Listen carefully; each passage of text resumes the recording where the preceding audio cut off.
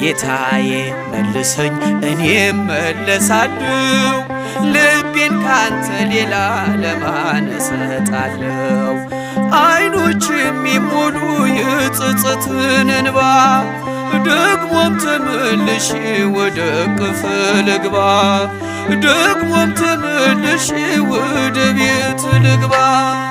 እረኛዬ እረኛዬ እረኛዬ መተማመኛዬ ጠባቂ አለኝ ጠባቂ አለኝ ክርስቶስ መቼም የማይተወኝ።